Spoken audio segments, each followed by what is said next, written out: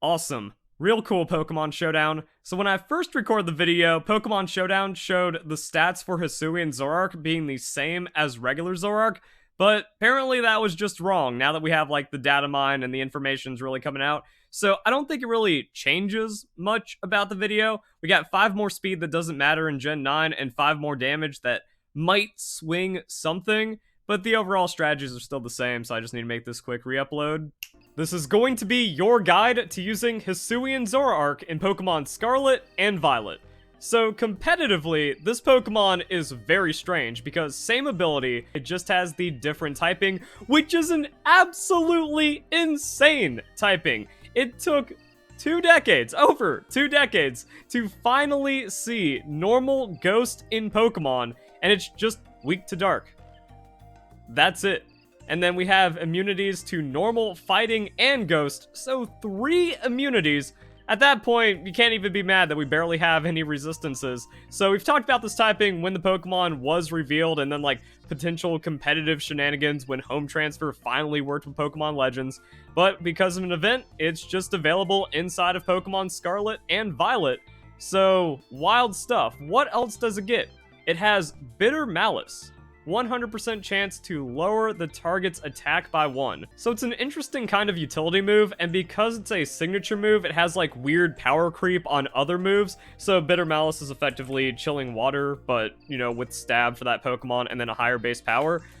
Seems alright. It just also feels out of place because, alright, lowering the opponent's attack by 1 is cool, except we are super Giga Frail. There might actually be a neutral hit out there to where even at the -1, we still get KO'd, or at least procced into Focus Sash or something. But the idea is like, oh, against physical Pokemon, you're faster. Bitter Malice, you survive with that -1. Bitter Malice, that's a KO. Now you're just 1+. Maybe that works out. Let's get deeper into the moveset. What in the world? This thing gets Comeuppance. If hit by an attack, returns 1.5 times damage. So another weird thing that we can see with Hisuian Pokemon is that they get to steal a signature move of other Pokemon. We also saw this with the Last Respects. Houndstone isn't the only Pokemon that gets Last Respects. The evolution of Basculin also gets it, and Pandora's box for that one is about to be opened with Pokemon Home Transfer. Now, my gut feeling is that Houndstone is still going to be better like a Revival Blessing Weather team because Sand Rush is just so good. Swift Swim for that water, I don't think it's going to be as awesome as having like a Tyranitar just kind of almost solo carrying until Houndstone like extra carries at the end. Even with the extra base stats, it's going to be interesting to see how this plays out. So that's a thing. And because of it, Hisuian Zoroark gets Comeuppance, which is now absolutely devastating and dangerous when you think about it because of the illusion ability. That if you see an opponent have Hisuian Zoroark in the team select, they could just lead Comeuppance Focus Sash you on any move you try to throw at it with any sweeping Pokemon, and then it's just going to dunk.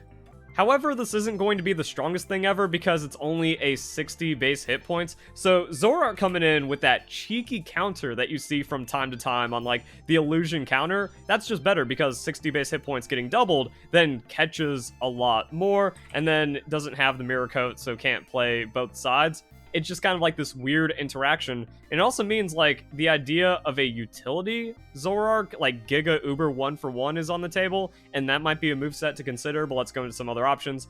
Flamethrower, after that we start to see similar coverage to regular Zoroark, so it effectively plays the same. I don't know what wacky world is going to happen where someone brings Zoroark and Hisuian Zoroark on the same team and then tries to play like crazy illusion shenanigans. If you want to be that, you can do it, but the thing is this Pokemon isn't like super duper strong. However, maybe you just inflict enough mental damage to offset the lack of damage this Pokemon has and the extreme vulnerability. Extrasensory, it gets that. Actually, we can go over here and kind of see some other moves this Pokemon wants. Memento. If you Comeuppance Memento, that might just be a set on its own. Maybe you just do this. You try to catch as much. Actually, you don't even need the speed investment. So I don't know, maybe you do something like this, where because of the Focus Sash and the Comeuppance, you don't need to be fast, you're actually getting that negative priority. So you take that, max hit point investment means any attack that's coming your way is then just going to be a straight KO onto the opponent. So now that you're investing your hit points, you can actually KO your opponent with that. If they bring in something slower because we're in a bulky meta, well, now you have the Modest on 120, which feels a bit better, and then maybe some coverage on top of that. And then you can also just go straight Memento onto the opponent as well, and then that's going to be it. But also the Memento might be why you want that Timid Nature, just in case they respond with something that would be faster. So now you're catching everything under 105, you get to Memento it. If you're just going Comeuppance Memento, you're not attacking, so the lack of EV investment might not really matter, or you can like Bitter Malice utility and then go down that way. So again, this is like a pure utility Pokemon. However, it's a 1-for-1 plus that can disguise as anything, and there's some other cheeky ways of kind of cheating this that you can go Taunt. So if you disguise yourself as a Pokemon that would already carry Taunt, and then you taunt them on like setup, it means, okay, now their tank Pokemon is shut down, so at least you're not getting anti-lead like that. If they actually have a threatening amount of damage, you can throw the Comeuppance at them, and then you do the same Memento, whatever. As for damage, do you run the Bitter Malice? Maybe normal type Pokemon while you're out, so you could just go for something like a safe Dark Pulse. Could also just be stupid because of a 20% chance to make the opponent flinch. But now the moveset kind of falls apart, but as we talked about, Godlike typing, super frail Pokemon that doesn't hit super hard. So like Zoroark doesn't get an insane amount of usage, which means Hisuian Zoroark going to be in a very similar boat. The Hyper Voice and Shadow Ball. So Shadow Ball is 5 more base power. I don't think it matters. So it's actually just like, yeah, you get to run the Bitter Malice. And it also just kind of makes me feel weird that they didn't give Bitter Malice the 80 to make it just a direct upgrade to the Shadow Ball. That if you are going like Terra boosting Ghost, maybe this actually finds some weird 2-hit KOs that Bitter Malice might drop off on. Or maybe like swing a very frail 1-hit KO that you just really want. I don't know. Hyper Voice, 90 base power, no additional effect, kind of weird, but also just damage. And that's where things actually get extra weird with the Hisuian Zoroark, because Ghost normal, solid coverage. Like, you actually see some not very effective. It isn't perfect coverage, but it's solid. Doesn't have a lot of super effective hits, but it just kind of hits everything. Ironically, except for Hisuian Zoroark, it's immune to its own dual typing, which is pretty unique. And then King Gambit is a new huge threat in the game, so not being able to hit that neutrally or especially super without the flamethrower. So like, yeah, normal Ghost Fire is going to feel pretty nice, but you can also just run on the normal Ghost and just hope you don't see a King Gambit. Tyranitar, very threatening, been using it a lot recently, just a solid Pokemon, but it shows that like normal Ghost, even though it does have a couple of not very effectives, not bad at all if you just get stuck into that. And then we also have Grass Knot. If there's a non-Terra Garganasalt, you want to hit it. If there's a Dondozo, you want to hit it. We do have some weirdness on like the low kick, and people have like tried to throw out the mixed Zoroarks in the past, so that can do something against like your normal Ghost coverage. We also have Focus Miss. I mean, like, you either lose to King Gambit, or there's a 70% chance you beat King Gambit. I feel like the non-stab Focus Blast into Sand Tyranitar isn't enough to KO, so you gotta watch out about that.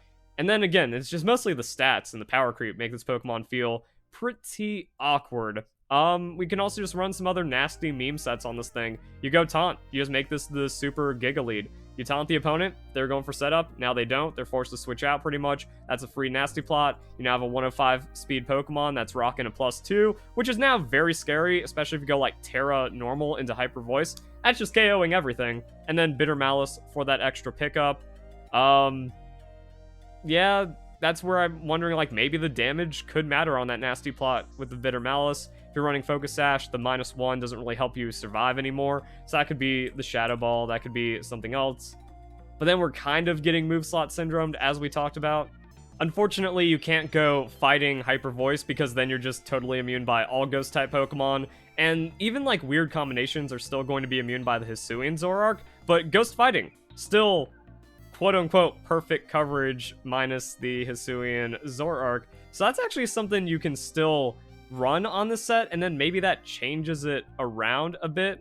So you go Ghost Fighting, which means Terra Ghost. Maybe you keep that Shadow Ball for that. Like I said, the extra damage pump with the nasty plot might actually start mattering. And then that's when you can have the Focus Blast. And it's only there because, like, well, otherwise I'm just dead to Dark-type Pokemon, so we'll swing it. And if you get lucky, fine, then you just kind of win, because it's a nasty plot Focus Blast onto a Dark-type Pokemon. That's GG. So really running the Hisuian Zoroark isn't going to be as reliable as some of the other sweeper carries that we've seen in Generation 9, or some of the old reliables that have been popping up on the Battle Stadium, that you want to really play around the illusion to Giga catch your opponent off guard and then set up something, or do like a really cheeky cheese on the opponent. Like, again, this is a really strong 1-for-1 plus, because now the opponent's like -2/-2, and you're free to set up any Pokemon on top of that. Kind of risky, but also kind of not with the taunt.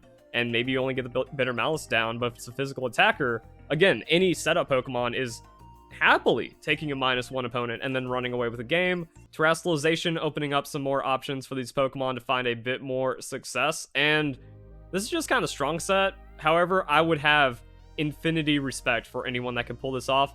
Unfortunately, Battle Replays didn't come back. Everyone keeps asking, where's Fan Fridays? I can't bring back Fan Fridays! Game Freak killed it! There's no Battle Replays! Please stop asking, because it makes me sad. I want it back. I have never not wanted Fan Fridays. I have no control. So blaming me for it doesn't do anything.